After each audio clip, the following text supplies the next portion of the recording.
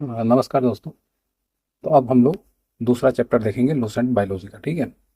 तो पहला चैप्टर जो ब्रांचेज ऑफ बायोलॉजी है वो हमने कवर कर लिया है। ठीक है। दूसरा चैप्टर देखते हैं। तो इसमें पहला क्वेश्चन ये है कि व्हाट इज लिविंग। तो लिविंग बीइंग क्या है। ठीक है। तो इसमें आप देखेंगे जिसमें ग्रोथ होता है, जिसमें डेवलपमेंट होता है, उसी को हम लोग एक तरह से लिविंग मान लेते हैं। ठीक है। लिविंग आदमी है तो कुछ ना कुछ उसमें मूवमेंट होगा इस तरह से। तो ये जो है आप, तो इसको एक लाइन में डिफाइन नहीं किया जा सकता। उसमें बहुत सारे कैरेक्टर्स होते हैं जो बताते हैं कि ये लिविंग बीइंग है कि नहीं है। ठीक है। There are certain character. अब वो कैरेक्टर क्या क्या है, नॉन लिविंग और लिविंग। तो पहला है आपका ग्रोथ। ठीक है। तो ग्रोथ अभी नहीं कि लंबाई बढ़ रही है, उसको ग्रोथ नहीं। वो तो बहुत, जैसे हम लोगों का ही लंबाई जो देखेंगे आप 18-20 साल के बाद बढ़ता ही नहीं है। तो इसका मतलब ये है कि हम लोग नॉन लिविंग थोड़ी ना हो गए। तो increase in number of cell और मास। ठीक है। मास का ग्रोथ तो होता है ना, वजन तो बढ़ता है ना, बड़ा वजन जो है आपका कम ज़्यादा होता है। तो ये जो है एक करेक्टरिस्टिक ऐसा है जो हमको बताता है कि लिविंग बीइंग है। ठीक है। ग्रोथ होना चाहिए इधर मास में या सेल में। तो सेल में आप देखेंगे सेल का ग्रोथ होता रहता है, फिर डैमेज भी होता रहता है। तो ये प्रोसेस चलता रहता है। दूसरा रिप्रोडक्शन। ठीक है। तो जो भी लिविंग ऑर्गेनिज्म है वो अपना एक जो है रेप्लिका जरूर बनाएगा। ठीक है। तभी वो वंश जो है वो आगे बढ़ेगा, चाहे फ्लावर हो, चाहे एनिमल हो, चाहे आदमी हो, सबका वो रहता है। ठीक है। तो living living organism produce young one, they are same kind. ठीक है। अपने ही तरह वो जो है एक प्रोड्यूस करता है। तो रिप्रोडक्शन जो है ये बहुत बड़ी चीज़ होती है। और दूसरा चीज़ होता है, तीसरा चीज़ होता है मेटाबॉलिज्म। ठीक है। Chemical reaction occurring inside a living cell. जो लिविंग सेल होता है उसके अंदर एक केमिकल रिएक्शन होता है, तो वो होना चाहिए। ठीक है। रिस्पॉन्स टू स्टिमुली, ये जो है वन ऑफ द इम्पॉर्टेंट है। स्टिमुली का रिस्पॉन्स का मतलब ये होता है कि जैसे हमारे ऊपर कोई चीज़ आया, हवा पानी, तो हम उस पर रिएक्ट करेंगे। ठीक है। जैसे हमको टेम्परेचर लगा तो गर्म लगेगा, ठंडा हुआ तो ठंडा लगेगा, सूर्य आएगा तो इस तरह से इसको स्टिमुली टाइप का चीज़ बोलते हैं। ठीक है। Living have ability to sense the condition, वही चीज़, sensing the condition their surrounding and respond to this systematically. और आप रिस्पॉन्ड भी करेंगे, जैसे ठंडा लगेगा तो स्वेटर वगैरह पहन लेंगे तो रिस्पॉन्स करेंगे। ठीक है। तो ये जो है दूसरा जो टॉपिक था वो हमने लिविंग का हमने बता दिया। इसमें ये चार कैरेक्टरिस्टिक आपको मिलेंगे। तो पहला रहेगा ग्रोथ, दूसरा रिप्रोडक्शन, तीसरा मेटाबॉलिज्म, चौथा जो है रिस्पॉन्स टू स्टिमुली। ठीक। अब तीसरी चीज आती है क्लासिफिकेशन ऑफ ऑर्गेनिज्म। ठीक है। तो हमने ब्रांचेज ऑफ बायोलॉजी तो पहले चैप्टर में कवर कर लिया था।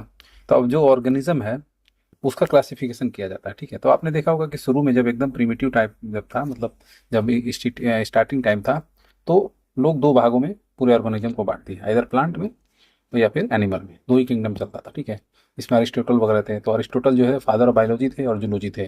और जो बॉटनी के थे वो कौन थे, बॉटनी यानी प्लांट का थे, थियोक्रेटस थे। ठीक है। तो ये दो लोग थे। ठीक है।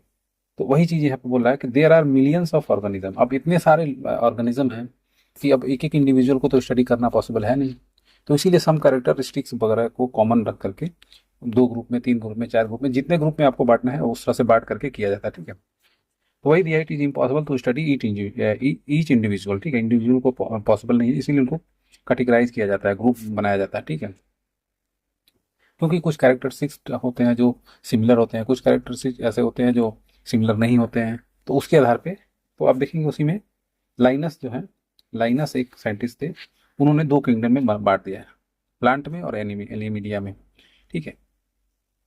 पलानाटे और एलिमिलिया उस समय का वो जो है उस समय का ये नाम था। दूसरी भाषा का, इंग्लिश भाषा का शब्द नहीं है ये। ठीक है। और सिस्टम या नेचर में उन्होंने दो भाग में बांट दिया। ठीक है।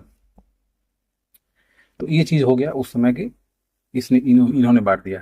लेकिन जब मॉडर्न क्लासिफिकेशन है वो आप देखेंगे वो बोला जाता है लाइनस को। ठीक है। तो modern let the line the classification system by, तो सबसे पहले तो इन्होंने बताया। ठीक है। तो इसीलिए इनको लाइनस को जो है फादर ऑफ टेक्सोनॉमी बोला जाता है। लेकिन अभी इसमें डिस्प्यूट हो गया कि जो बैक्टीरिया है, वायरस है, फंगी है, एलोगेना है, ये जो है इसका इसमें आते ही नहीं है, ना वो एनिमल है ना वो प्लांट है।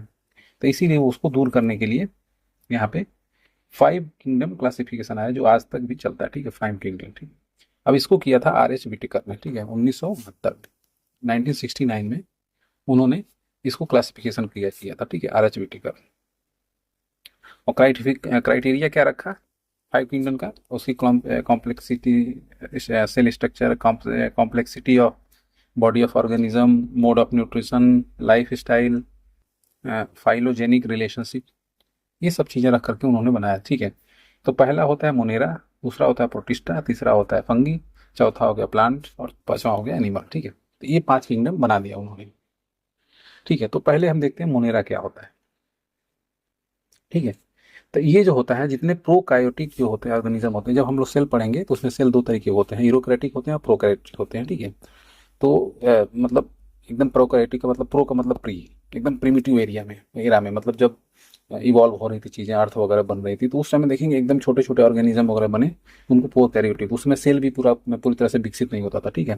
जैसे बैक्टीरिया हो गया, साइनो बैक्टीरिया हो गया और आर्कियो बैक्टीरिया हो गया, ये सब है, फिलामेंटस बैक्टीरिया, ये जो है, ये सब जो है, ये मोनेरा के अंदर में आ गया, मतलब एकदम बेसिक यूनिट समझ लीजिए, ठीक है। इस सब में प्रोकैरियोटिक रहते हैं, ठीक है। उसके बाद जो दूसरा उन्होंने बनाया, और इसको बिना माइक्रोस्कोप के आप देख भी नहीं सकते, ठीक है। तो दूसरा इन्होंने जो बनाया उसमें दिस किंगडम इंक्लूड यूनिसेलुलर, ठीक है। अब वो, अब दो तरह का सेल होता है, मतलब जीव होते हैं, एक होते हैं यूनिसेलुलर होते हैं और एक मल्टी सेलुलर होते हैं। तो जो हम लोग हैं वो मल्टी सेलुलर हैं, ठीक है। तो वहां पे इन्होंने इसको रख दिया, ठीक है। तो ये बैक्टीरिया जो है, इसमें तो सेल विकसित ही नहीं है ठीक से, तो ये भी तो हालांकि यूनिसेलुलर ही कहे जाएंगे, लेकिन अभी इनको कंप्लीट, ये एकदम प्रिमिटिव एज में है, इसलिए इनको अलग रखा गया, ठीक है। किसी किसी में तो जो है न्यूक्लियस वगैरह ही नहीं मिलता है, ठीक है। तो ये जो है नॉर्मली कहाँ पाया जाता है, एक्वेटिक, एक्वेटिक का मतलब पानी में रहने वाला, ठीक है। एक्वेटिक हैबिटेट ही इनका होता है। और इनका जो मोड होता है न्यूट्रिशन का, मतलब खाना खाने का जो होता है वो ऑटोट्रॉफिक होता है, मतलब खुद से ही खाना बनाते हैं। कैसे बनाते हैं, सूर्य के प्रकाश से, ठीक है। जो जो लोग भी ऑटोट्रॉफिक होते हैं, खुद से खाना बनाते हैं, वो सूर्य के प्रकाश से बनाते हैं, ठीक है। पैरासिटिक होते हैं और सैप्रोफाइटिक होते हैं। पैरासिटिक मैंने बताया था, पैरासिटिक का मतलब क्या होता है कि दूसरों से खाना लेते हैं, ठीक है। मतलब किसी ब्रिज पे रहेंगे, किसी, मतलब ऐसे जैसे फंगस ही है, हम लोगों के बाल में फंगस जाता है, तो वो जो है एक तरह से पैरासाइट है, ठीक है। अब सेप्रोफाइटिक क्या होता है, सेप्रोफाइटिक जो है किसी मृत चीजों पे चला जाता है, ठीक है। डाई एटम फ्लैगलेट्स होते हैं, प्रोटोजोआ हो गए, ये सब जो है, प्रोटोजोआ भी देखिए इसके अंदर में आ रहा है। प्रोटोजोआ है जो मलेरिया के लिए जिम्मेवार होता है, ठीक है। प्रोटोजोआ होता है, ठीक है। तो ये सब जो है इसके अंदर आ गया, ठीक है, प्रोटिस्टा। अब देखिए एक चीज होता है यूग्लेना, ठीक है। अब ये हिटरोट्रॉपिक भी होता है और ऑटोट्रॉपिक भी होता है, ठीक है। तो इसीलिए इसको प्लांट और एलिमेंट के बीच में रखा जाता है, ठीक है। यूग्लिना जो होता है, ये होता है, और मतलब ये क्या करता है, कीटों को खा लेता है। और प्लांट होता है, एक ऐसा प्लांट है यूग्लिना जो क्या करता है, कीट को खाता है। तो अब बताइए, प्लांट है मतलब ऑटोट्रॉपिक हो गया, और कीटों को खा रहा है तो इसलिए हिटोट्रॉपिक भी हो गया, अब दोनों चीज हो गया है, ठीक है। एक मिनट। तो अब तीसरे में हम लोग चलते हैं। तो तीसरा किंगडम जो होता है वो फंगाई होता है, ठीक है। फंगी में आप देखेंगे कि ये नॉन ग्रीन प्लांट होता है, ठीक है, ये ग्रीन नहीं होता है, ठीक है। तो ग्रीन नहीं होगा मतलब ऑटोट्रॉफिक नहीं होगा, ठीक है। सूर्य से खाना नहीं बना पाएगा क्योंकि क्लोरोफिल वगैरह चाहिए होता है। तो ये क्या करेगा, दूसरे मोड में, पैरासाइटिक मोड में, इसलिए देखिए सेप्रोफैटिक लिखा है, सेप्रोफैटिक न्यूट्रिशन लेता है, ठीक है। Growing on dead and decaying organic matter, जो मरे हुए मृत जानवरों वगैरह के ऊपर, और इनका जो सेल वॉल होता है वो चिटिन से बना होता है, चिटिन से। ये क्वेश्चन बन सकता है, चिटिन।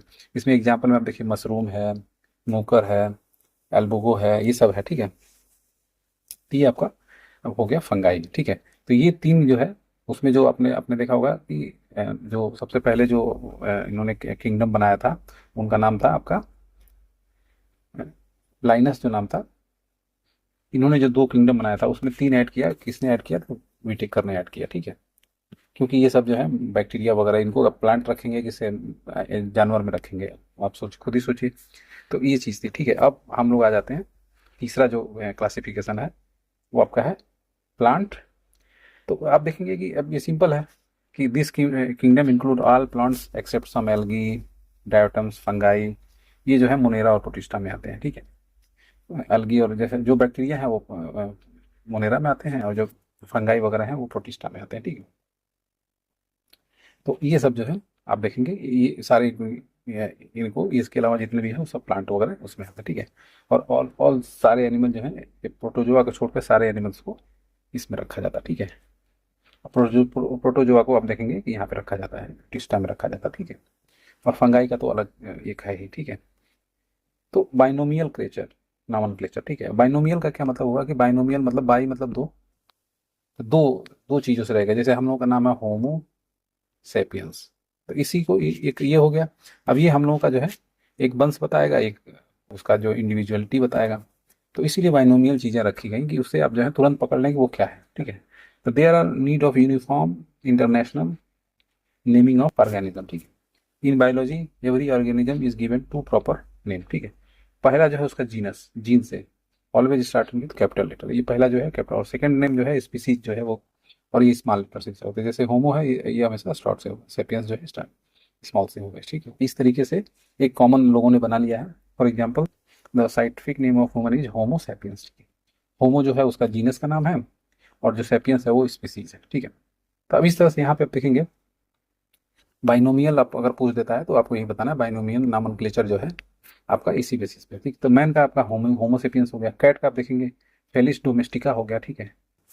फ्रॉग का राना टिग्रीना हो गया, डॉग का कैनिस फैमिलियरिस हो गया, ठीक है। इस तरह से कि कुछ नाम का भी कोई फैक्ट पूछ देता है तो ये आपको जो कॉमन है वो सब, जैसे काऊ हो गया, बॉस इंडिकस हो गया, मैंगो हो गया, मैंगीफेरा इंडिका हो गया, वीट होगा, टीटिकम अस्तवी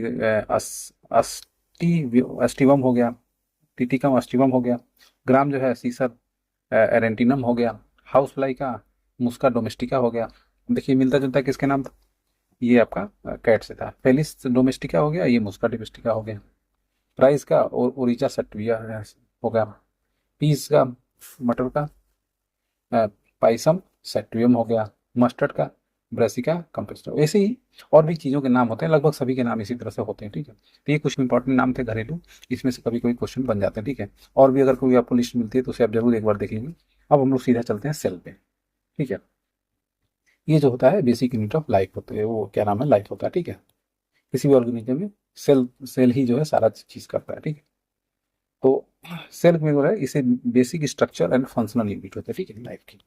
लाइफ की बेसिक यूनिट जो है ये सेल को माना जाता है, ठीक है। अब सेल को सबसे पहले जो है एक वैज्ञानिक थे रॉबर्ट हुक, उन्होंने 1665 में इस चीज़ को कॉइन किया था, ठीक है। सबसे पहले सेल बोला था, ठीक है।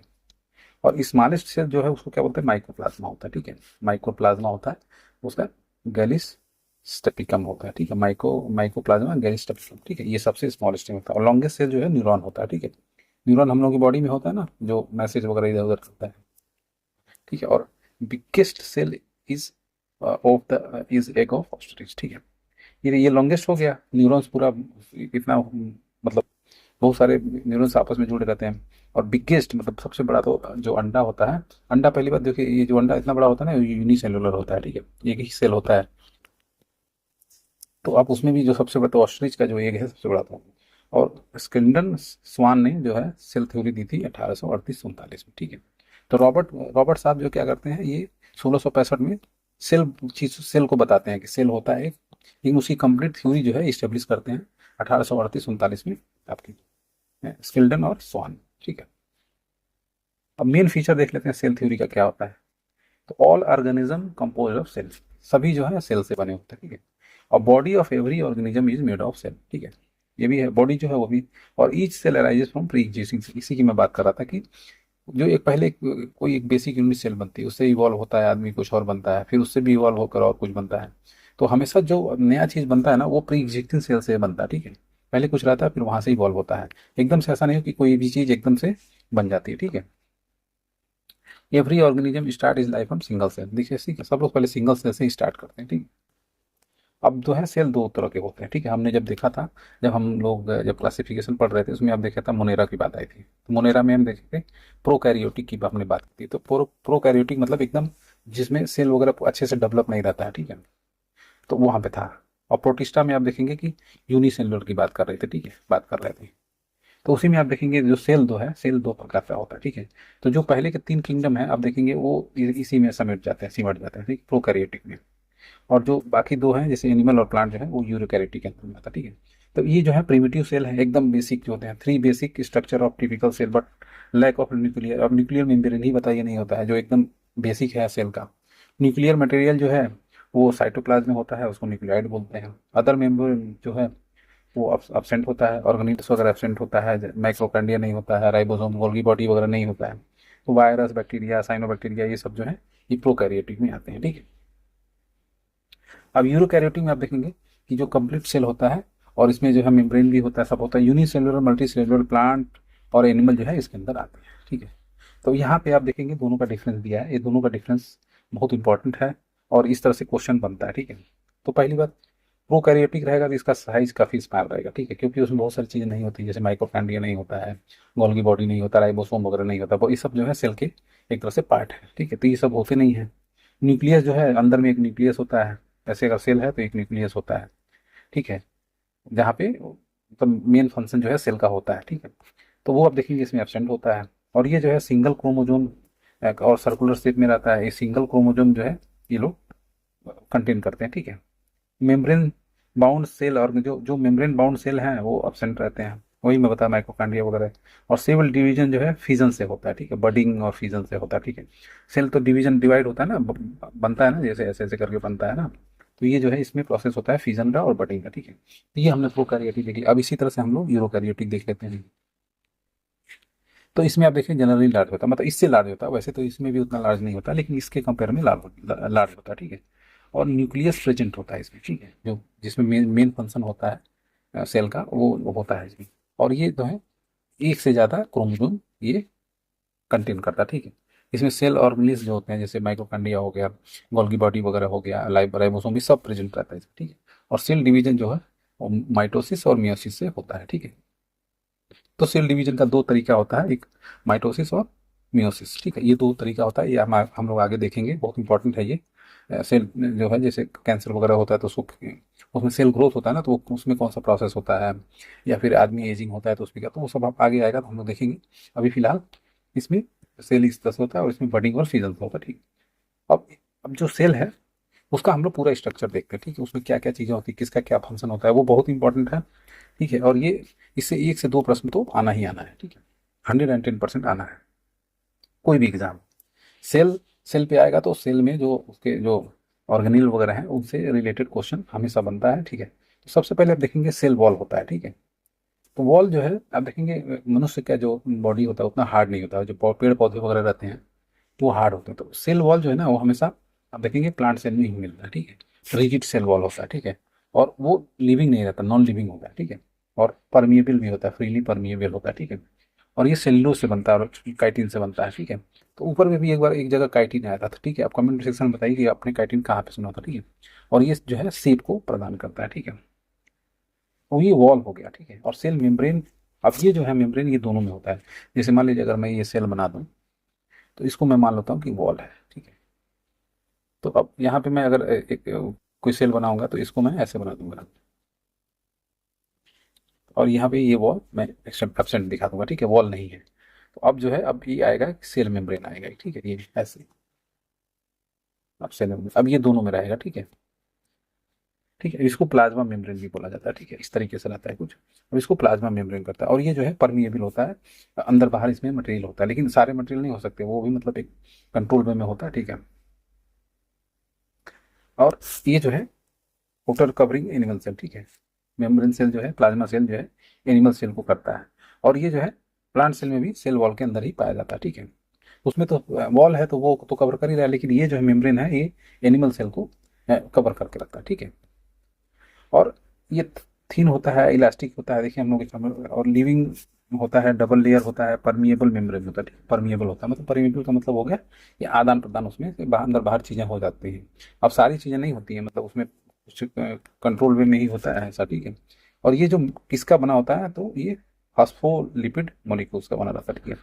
तो ये पूछता है तो आपको ये ध्यान रखना है, फास्फोलिपिड फास्फोलिपिड मॉलिक्यूल का ये बना होता है। अब इसका फंक्शन, तो आप देखेंगे कि कोई भी आप एक ऑर्गेनेल अगर लेंगे, जैसे सेल मेम्ब्रेन हमने ले लिया, तो ये किसका बना होता है, इसका कार्य क्या होता है, इसका क्या नाम है, कहाँ होता है, ये सब कुछ तीन चार क्वेश्चन इसकी खोज वगैरह किसी वैज्ञानिक ने की है, तो वो इस तरह से आप चार पांच चीज जो है सबका आपको एकदम रटा हुआ होना चाहिए, ठीक है। 5 बार 10 बार जितनी बार में आपको याद हो, क्योंकि यही तो 100% पूछता है, ठीक है। फंक्शन क्या है इसका, तो regulate the movement of molecule. अब ये क्या करता है, परमिएबल है, तो ये क्या करता है, जो मूवमेंट होता है अंदर से बाहर, इनसाइड आउटसाइड, उसको जो है ये कंट्रोल करता है, रेगुलेट करता है, ठीक है।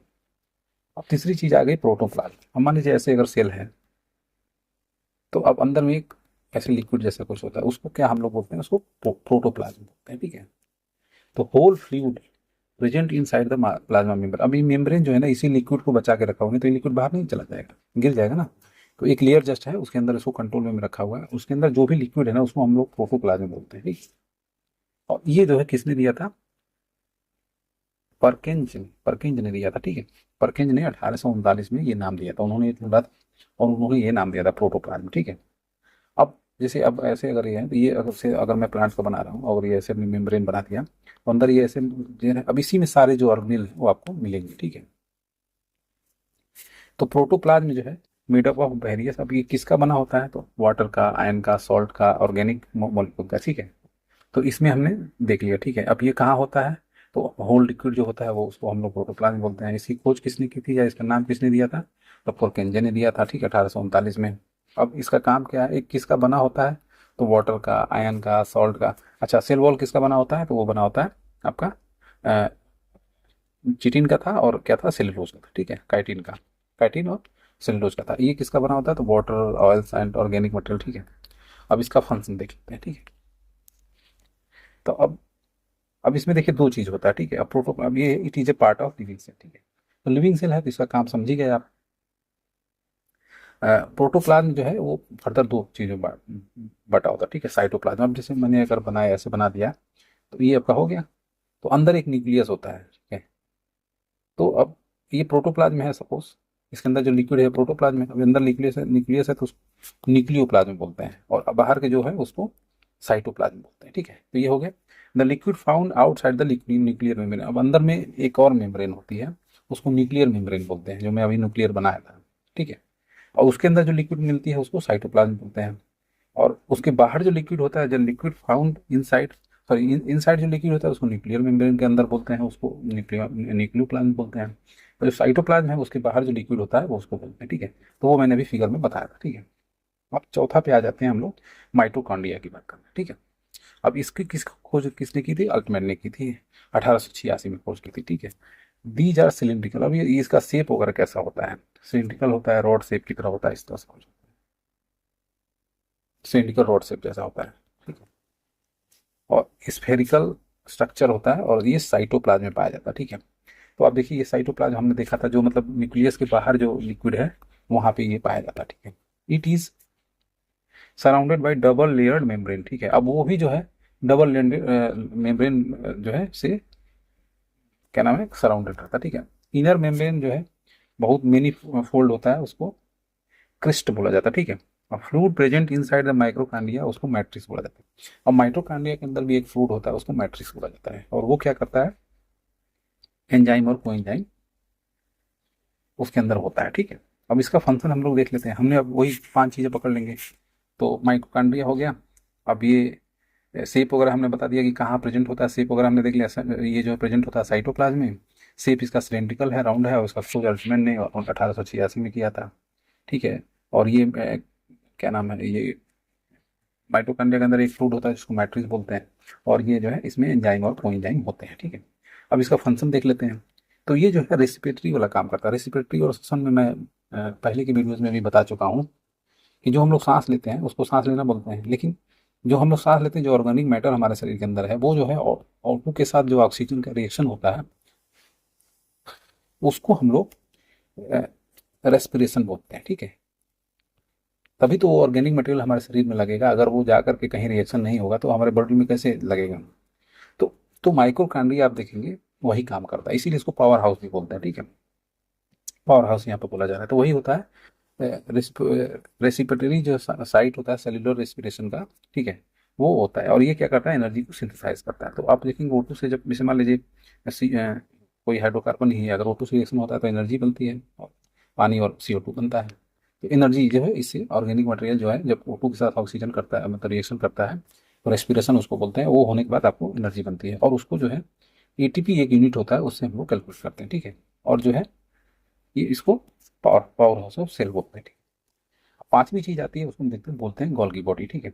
गोल्गी बॉडी जो बोलना बोली, ठीक है। अब इसको खोज किसने की, कैमिलो गोल्गी ने, उन्होंने अपने नाम पे ही इसको रख दिया, ठीक है। गोल्गी बॉडीज का क्या काम है, made up of group of tube, vesicles और वाइक्यूल्स, ठीक है। अब ये 3 चीजों से मिलकर ये बना होता है, ठीक है। और in a plant it is more than number, ठीक है। प्लांट में ये बहुत सारा होता है, ठीक है। और यहाँ पे इसको डिक्टोसोम्स बोलते हैं, ठीक है। अब इसका फंक्शन हम लोग देख लेते हैं। ये स्टोरेज का काम करता है, ठीक है, प्रोसेसिंग पैकेजिंग ऑफ मटेरियल, ठीक है। जो सेल वॉल में सिंथेसिस के लिए जो इम्पोर्टेंट होता है उनका स्टोर करता है, उसको प्रोसेस करता है, प्लाज्मा मेम्ब्रेन और लाइसोम्स जोन्स वगैरह को। और it involve in the synthesis of cell wall, plasma membrane और लाइसोसोम, ये सब में ये इन्वॉल्व रहता है, ठीक है। तो इसका काम हो गया, और इसको खोज किसने किया, और ये शेप वगैरह इसकी बात हो गई, ठीक है। Made up of group of tubes वगैरह का बना रहता है। अब इसमें आ गया एंडोप्लाज्मिक रेटिकुलम, ठीक है, ईआर बोलते हैं, ठीक है, एंडोप्लाज्मिक रेटिकुलम। अब ये क्या होता है, मेम्ब्रेनियस नेटवर्क होता है ट्यूब्स का, ठीक है। और ये जो है सीटोप्लाज्म में पाया जाता है, उसको एंडोप्लाज्मिक रेटिकुलम बोलते हैं, ठीक है। और ये अटैच किससे रहता है, न्यूक्लियस से रहता है, और एक साइड से, ठीक है, और अदर साइड जो है ये प्लाज्मा मेम्ब्रेन से जुड़ा रहता है, ठीक है। अब उसके अंदर ये जो इसका काम क्या है, मटेरियल देखिए। अब ये जो है एंडोप्लाज्मिक रेटिकुलम क्या करता है, डिस्ट्रीब्यूशन ऑफ मटेरियल, जो सेल से जो मटेरियल है उसका सपोर्ट करता है, ठीक है। अब हम लोग बात करते हैं राइबोसोम की, ठीक है। अब इसको कहते हैं, पैलेट ने किया था इसको डिस्कवर, ठीक है। और ये जो है स्मॉल ग्रेन्यूल्स होते हैं, ठीक है, इसे डॉट डॉट डॉट टाइप के, ठीक है। और ये जो है एंडोप्लाज्मिक रेटिकुलम के साथ सटे होते हैं। जैसे एंडोप्लाज्मिक रेटिकुलम ऐसे है जो दोनों का मूवमेंट करा रहा है, तो उसके आसपास ऐसे ऐसे ऐसे ऐसे सटे रहते हैं, ठीक है, और फ्री स्टेट में रहते हैं, ठीक है। और ये जो है आरएनए के बने होते हैं, ठीक है। तो राइबोसोम, इसलिए राइबो न्यूक्लिक एसिड बोला जाता है ना इसका फुल फॉर्म। तो इसीलिए इसको राइबोसोम में ये रहता है, ठीक है। अब इसका फंक्शन क्या है, ये प्रोटीन सिंथेसिस में काम कर रहा है। अब प्रोटीन का हमने बताया था काम क्या होता है, ग्रोथ करना होता है। तो आप सोचिए ग्रोथ में इसका कितना इंपॉर्टेंस है, ठीक है। अब आ गया लाइजोसोम्स, ठीक है। अब ये जो है डी डबे ने किया था खोज किसका, ठीक है। और ये जो है these are sac like structure, ठीक है। और ये सिंगल मेम्ब्रेन और कंटेन करते हैं क्या, हाइड्रोलिटिक एंजाइम, ठीक है, ये लोग करते हैं, ठीक है। अब इनका क्या है, ये जो है इंट्रासेलुलर जो डाइजेशन है, इनसाइड जो डाइजेशन हो रहा है, जो भी मटेरियल का मूवमेंट वगैरह हो रहा है उसका जो डाइजेशन हो, ये सब कर रहे हैं। और एंजाइम जो इसके अंदर पाया जाता है, में डाइजेस्ट द इंटायर सेल, और वो जो है क्या कर सकता है, जो अंदर जो भी मटेरियल है वो पूरे को ये डाइजेस्ट कर सकता है। इसीलिए इसको सुसाइडल बैग भी बोलते हैं। और कुछ ऐसा मटेरियल चला जाता है जो मान लीजिए नुकसानदेह हो, तो ये जो है खुद को उसको डाइजेस्ट कर लेता है, खुद में मतलब एक तरह से प्राण अपना दे देता है, नेचुरलिटी टाइप का कर देता है, ठीक है। अब सेंट्रोसोम की बात करते हैं, तो ये जो है बोवेरी ने इसको बताया था। और ये जो है it is only found in animal cell. अब ये जो सेंट्रोसोम है, आप देखेंगे ये केवल, जैसे सेल वॉल था ना, सेल वॉल आपको केवल प्लांट में मिल रहा था, तो वैसे ही सेंट्रोसोम जो है केवल एनिमल सेल में मिल रहा है, ठीक है। और it is not bounded by membrane, ठीक है, और ये मेम्ब्रेन से नहीं होता है। और कंसिस्ट ऑफ टू सेंट्रोसोम, ठीक है। और इसका क्या है, help in formation of spindle fibre during the cell division, ठीक है। जब सेल का डिवीजन होता है तो उसमें होता है, उसमें जो है स्पिंडल फाइबर बनाता है, ठीक। और प्लास्टिड, प्लास्टिड फिर आ गया, अभी ये जो है केवल प्लांट सेल में होता है। जो आप देखेंगे क्लोरोप्लास्ट, क्रोमोप्लास्ट और लीफोप्लास्ट, ये तीन तरह का प्लास्ट होता है, जो आप देखेंगे फोटोसिंथेसिस वगैरह में इस सब का यूज रहता है, ठीक है। तो अब इसमें वही आ गया, तो ये जो तीन तरह का होता है, क्लोरोप्लास्ट, क्रोमोप्लास्ट और डिप्लोप्लास्ट, तो ये सबका अलग अलग बता रहा है, ठीक है। तो क्लोरोप्लास्ट की बात हम लोग कर लेते हैं। ये केवल प्लांट में होता है, एनिमल में नहीं होता, ठीक है। तो ये ग्रीन पिगमेंट इसमें रहता है, ठीक है, ग्रीन प्लांट में, ठीक है। और ये फोटोसिंथेसिस के लिए जिम्मेवार होता है, इसीलिए इसको किचन ऑफ द सेल बोल रहे हैं, क्योंकि खाना यही बन रहा है। माइक्रोकांडिया को पावर हाउस बोल रहे थे, वहाँ रेस्पिरेशन हो रहा था, यहाँ खाना बन रहा है, वहाँ रेस्पिरेशन हो रहा है। खाना बनने के बाद ऑक्सीजन से रिएक्शन होता है, तब उसको रेस्पिरेशन बोलते हैं। अभी यहाँ पे केवल खाना बन रहा है, ठीक है, वो सूर्य की लाइट में वो खाना बनता है, ठीक है। अब क्लोरोप्लास्ट जो है bounded by two unit membrane having grana and stroma, ठीक है। ग्राना जो है मेम्ब्रेन होता है, sac like structure found in stack containing chlorophyll, ठीक है। और स्ट्रोमा जो है मैट्रिक प्रेजेंट होता है inside the chloroplast which contain photosynthetic enzyme और स्टार्च ग्रेन, ठीक है। ग्रेन्यूम जो है इस site of the light reaction होता है ड्यूरिंग द फोटोसिंथेसिस, ठीक है। वाइल स्ट्रोमा जो है वो site of the dark reaction, ठीक है। तब इसमें दो तरह का चीज होता है, एक होता है ग्राना और एक होता है स्ट्रोमा, तो ठीक है। तो ग्राना का फंक्शन पढ़ लेते हैं और स्ट्रोमा का। तो ग्राना में आप देखेंगे पहले बोल रहा है कि ये जो है क्लोरोफिल जो है ये कंटेन करता है, ठीक है, ग्राना। और स्ट्रोमा क्या कर रहा है, ये जो मैट्रिक्स होता है क्लोरोप्लास्ट का, और फोटोसिंथेटिक एंजाइम ये कर रहा है, ये क्लोरोफिल कर रहा है, ये एंजाइम कर रहा है। फिर ग्राना क्या कर रहा है, ये जो है लाइट, जो लाइट साइट होता है, ठीक है। और जो आपका देखेंगे स्ट्रोमा है, ये डार्क रिएक्शन का साइट होता है, ठीक है। तो ये जो उसके अंदर जो होते हैं उसका अंतर फंक्शन देख लेते हैं क्लोरोप्लास्ट का। ये जो है ग्रीन कलर जो है ये देता है, ठीक है, क्लोरोप्लास्ट ग्रीन कलर, और टेक पार्ट इन फोटोसिंथेसिस, ठीक है। अब दूसरा आ गया हमको का क्रोमोप्लास्ट, ठीक है। और ये जो क्रोमोप्लास्ट है ये अलग अलग कलर जो देता है, वेरियस कलर, वो इसका काम होता है क्रोमोप्लास्ट। ल्यूकोप्लास्ट क्या होता है, ये कलरलेस होता है, ठीक है। और ये जो है it store the food in the form of starch fat. अब ये क्या करता है, फूड को स्टार्च फैट और प्रोटीन के फॉर्म में रखता है, ठीक है। और वैक्यूल्स, वैक्यूल्स मतलब का मतलब जैसे खाली स्थान टाइप का, ठीक है। तो these are the fluid filled with single membrane bounded dead organelles of the stem, ठीक है। और ये इन प्लांट, ये सब है प्लांट में बड़े बड़े होते हैं, ठीक है। ऐसे ऐसे बड़े बड़े ऐसे गैप रहेंगे, ठीक है, उसको वैक्यूल्स बोलते हैं। और एनिमल में जो है ये छोटे होते हैं, ठीक है। इसका फंक्शन क्या है, it help in osmo regulation, ठीक है, स्टोर टॉक्सिक मेटाबॉलिक वेस्ट, ठीक है। और ये जो है जो टॉक्सिक मटेरियल वगैरह होता है इसको ये लोग कंटेन करते हैं, ठीक है। अब एकदम अंदर वाले न्यूक्लियस की बात कर लेते हैं। अभी तो जो साइटोप्लाज्म में था, साइटोप्लाज्म में दो तरह का होता था, ठीक है। प्रोटोप्लाज्म में दो तरह का होता था, एक साइटोप्लाज्म और एक न्यूक्लियोप्लाज्म। तो साइटोप्लाज्म के जितने मटेरियल थे उसकी बात हो गई। अब हम लोग न्यूक्लियस की बात कर लेते हैं, ठीक है। तो उसके अंदर न्यूक्लियर प्लाज्म होता है ना, तो ये जो है आप देखेंगे स्फेरिकल होता है, सेंट्रली लोकेटेड, ये major structure of the cell होता है, ठीक है। और प्लांट सेल में ये जो है थोड़ा सा पेरिफेरी की तरफ शिफ्ट होता है। एनिमल में तो एकदम ये बीच में रहता है। और ये डबल लेयर न्यूक्लियर मेम्ब्रेन से होता है, उसमें पोर्स होते हैं, उसमें मटेरियल इनसाइड आउटसाइड हो सकता है विद इन द न्यूक्लियोप्लाज्म। अब उसके अंदर जो लिक्विड है वो न्यूक्लियोप्लाज्म है। न्यूक्लियस और क्रोमेटिन जो मटेरियल प्रेजेंट होता है, ठीक है, उसके अंदर। और न्यूक्लियोलस जो है रिच प्रोटीन और आरएनए का बना होता है, ठीक है। और क्रोमेटिन जो मटेरियल होता है वो thin thread structure like forming network होता है, ठीक है। This is made up of, तो न्यूक्लियस आप देखेंगे डीएनए जो है इसमें यहाँ पे बना रहता है, ठीक है। और हिस्टोन प्रोटीन से बना होता है। और सेल डिवीजन के समय जो है क्रोमेटिन है ये जो है पीसेस में टूट जाती है और क्रोमोसोम्स बनाती है, ठीक है। अब इसका फंक्शन देख लेते हैं।